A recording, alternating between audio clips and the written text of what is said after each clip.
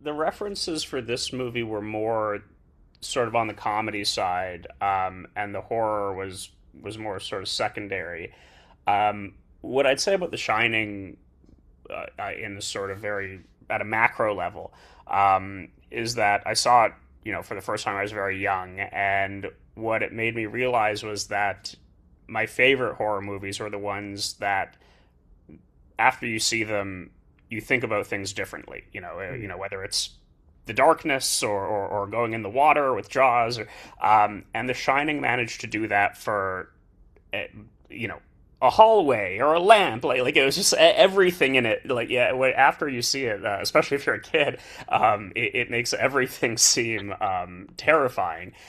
And that was something that again, not in terms of style exactly, but um, as far as philosophy of making movies and my approach to horror, I do think that that's something that I like to do, whether it's in a comedic sense or a scary sense, is make people sort of leave and think about something maybe they weren't thinking about before in a certain way. Yeah. I know that you've also mentioned that Beetlejuice and Frighteners were also kind of like reference points for you.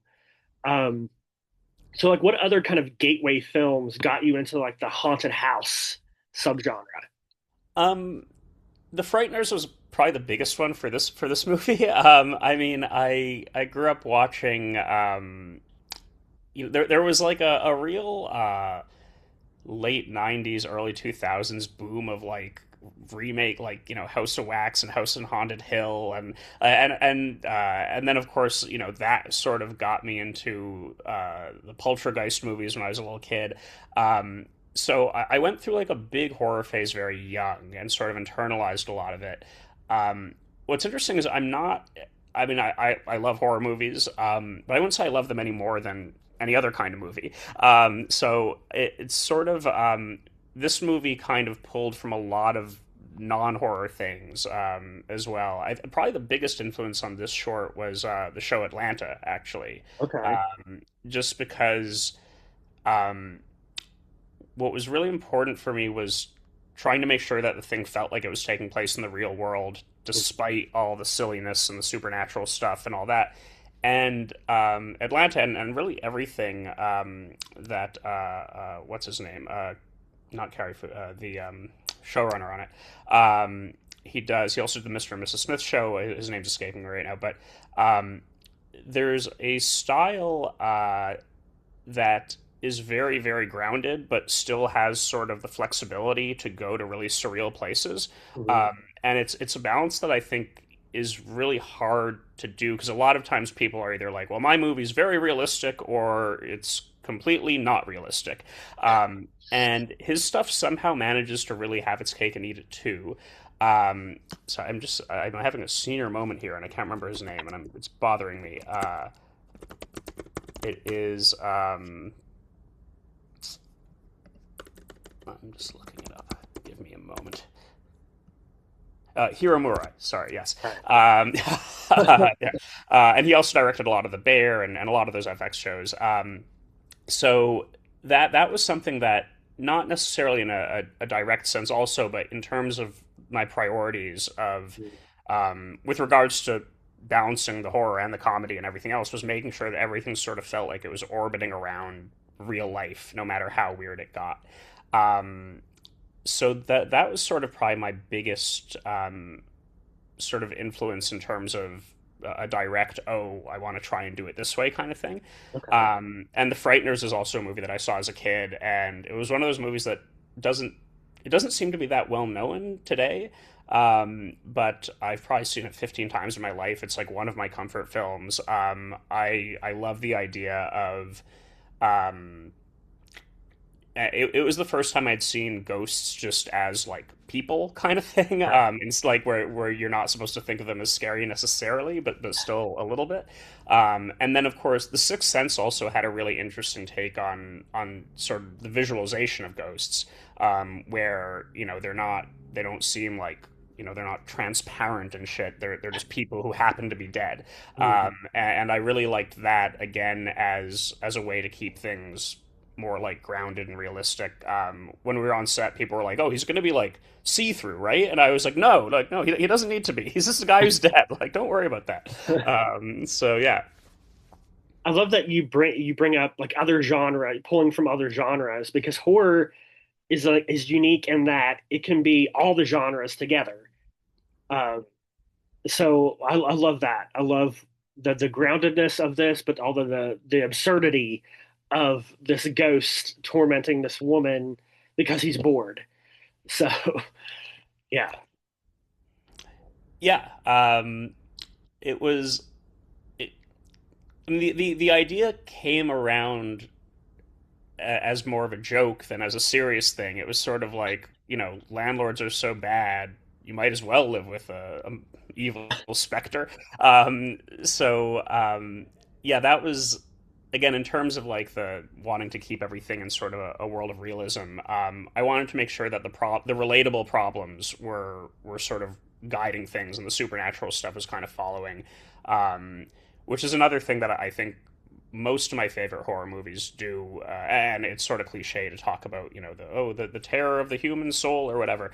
But in something like Hereditary, the idea that your family could be that awful is a lot scarier than the cult stuff that's going on. Like that stuff becomes scary, but it's sort of the stuff that you could actually imagine happening to you that really gets you. So that's something that I think is there's a lot of horror that just sort of goes for the blood and guts and it's all icing and no cake, I guess, and that can be a lot of fun.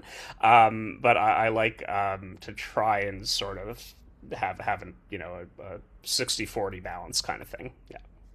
so dealing with like the housing crisis, was there ever a moment that you wanted to be more serious with how you approached it? Um, No, not really. I mean, it was for one. I don't think I could ever make a fully serious movie, at least a short. I find that, and there's lots of amazing dramatic shorts. I'm terrified of trying to make one. I think that in the length of time you have with a short, it's very hard to develop characters. In the way that you need to for them to be taken seriously. A lot of people can do it, and maybe one day I will.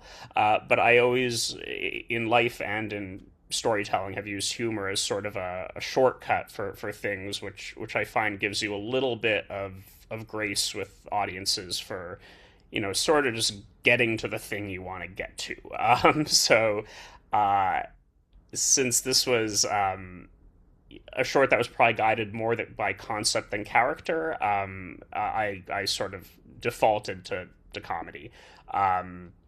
But it is an issue I take very seriously, and it's certainly not one that I want to make light of or write off. What I'd really like, coming out of this short, is that people think about it more. I think that it's something that if you aren't affected by the affordability crisis in a really acute way, a lot of people don't really think about it. It's not that they're like malevolent and that they hate poor people or they hate people. I think they just sort of don't want to hear about it because it's sort of like, well, I'm okay. Like, what can it really be that bad? Lucille Bluth. How much can a banana be? um, so it's one of those things that I feel like it's not like a sexy issue, and it's not usually the worst thing happening in the world, but it has been something that's been slowly getting worse over time for a long time, and it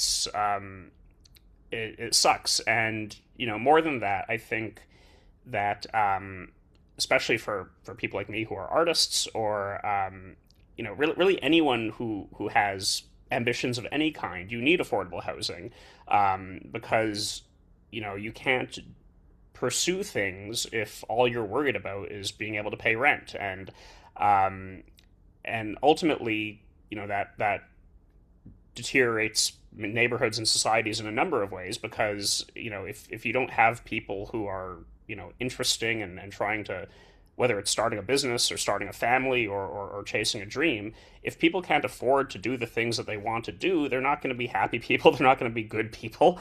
And it's something that sort of, again, sort of slowly eats away at, you know, the quality of everyone's life when you have all this inequality and housing specifically. I think rent is probably the biggest one for a lot of people. So it's something that I do think a lot about. Obviously, it's why I made the movie. But I do have a tendency to try and keep things light. I feel like it's the easiest way to get people to pay attention for me. Oh yeah, for sure. Like people would rather, especially getting a message like this, they'd rather have it be funny than like super serious, like Hereditary or something like that. Your film definitely made me think also about like inflation, just like in general, what it takes right now to survive, especially with everything going on. Um, so it seems your film is really timely, especially like right now. Unfortunately, yes. Yes. So like, is making this into a feature like on your radar at all? Yep, I'm working with my co-writer right now to finish up the feature version. It's definitely uh, for a long time I actually didn't want to make this short because I didn't think I could fit it into a short. Every time I sat down to write it, it would sort of spiral, and the too many things would start happening.